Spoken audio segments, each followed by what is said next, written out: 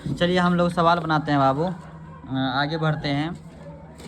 देखिए हम सब आपको पढ़ा चुके थे बाबू, अति एक्सरसाइज 1.2 बता रहे हैं हम आप सभी को। और 1.2 में हम आप लोगों को कहाँ तक पढ़ा चुके थे बाबू?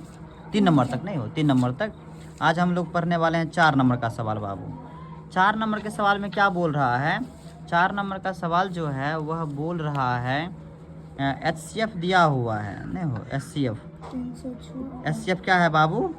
306 और बाबू 557 नहीं 657 बाबू। और कितना है नोनो इसका HCF?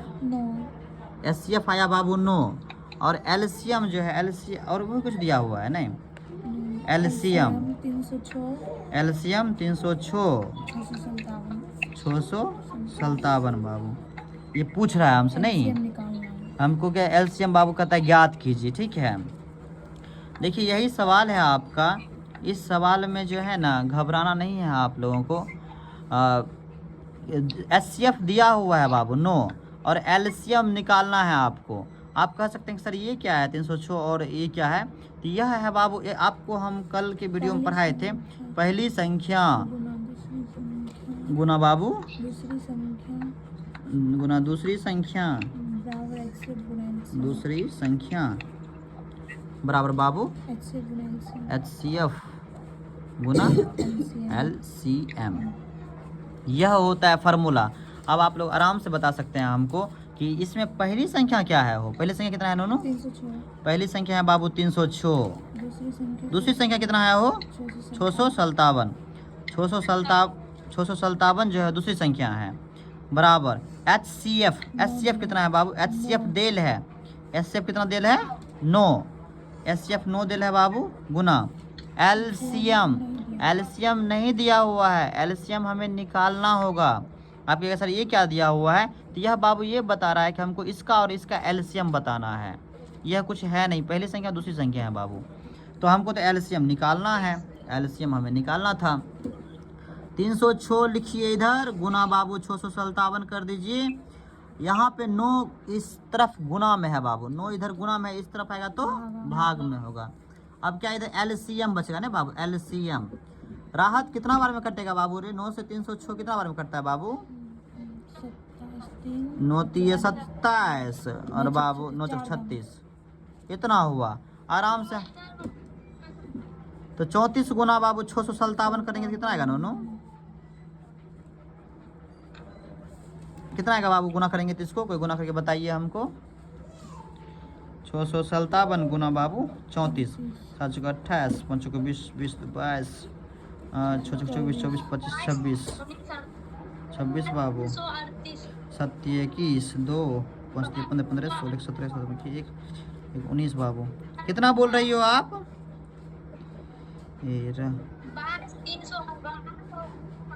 22 33 22 338। यह किसका मान हो गया बाबू रे? LCM का हो गया। इस प्रकार से हमारा जो LCM आया 22 338।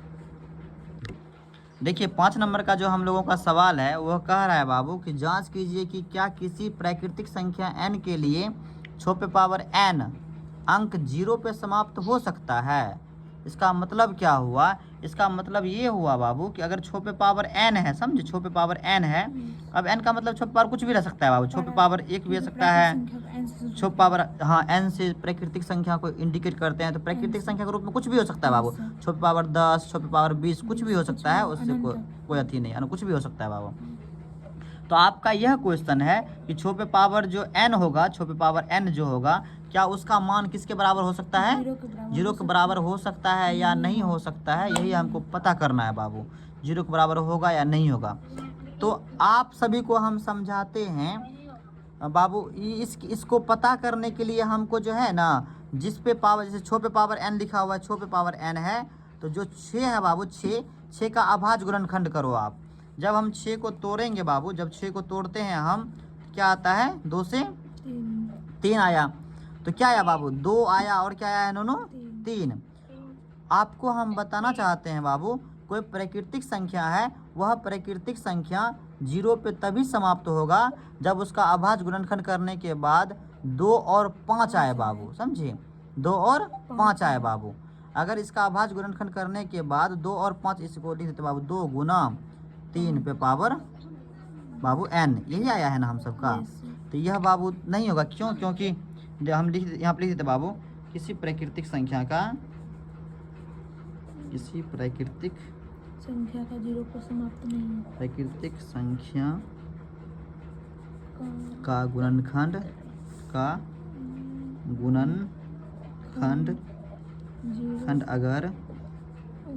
अगर 2 पे पावर कुछ के रूप 2 पावर n बाबू लिख देते हैं, गुना 5 पे पावर m लिख देते हैं दोनों अलग। अच्छा कुछ भी, हाँ उस कोई दिक्कत नहीं, अलग लिख दिए, यहाँ पर अलग लिखते हैं क्या कुछ और भी? गुणनखंड अगर न होगा सर, ओहो बाबू अलग लिख दिए ना। किसी प्राकृतिक संख्या का गुणनखंड अगर इस 2 पे पावर n या फिर गुना 5 पे पावर n के रूप में होता है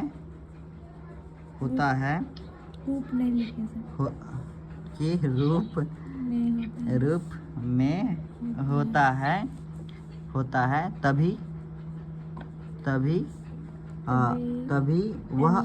तभी वह 0 पर समाप्त हो सकती है, समाप्त हो सकती है। यहाँ पे क्या ये लिख देते हैं बाबू कि यह इसका गुणनखंड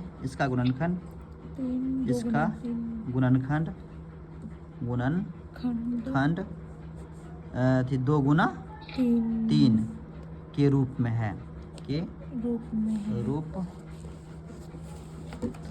लाइटिंग का व्यवस्था रूप में है। अतः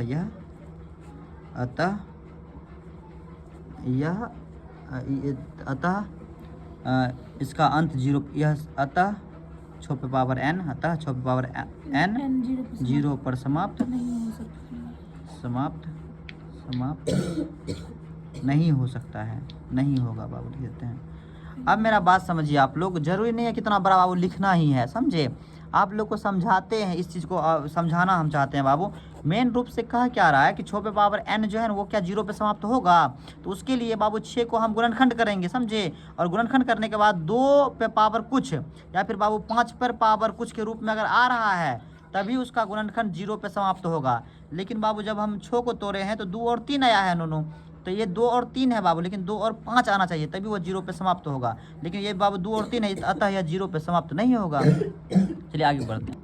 तो हम लोग 6 नंबर का सवाल जो बोल रहा है, सवाल 6 नंबर का यह बोल रहा है कि व्याख्या कीजिए कि इतना और इतना जो है ना भाज्य संख्या है क्यों है, यह बताना है।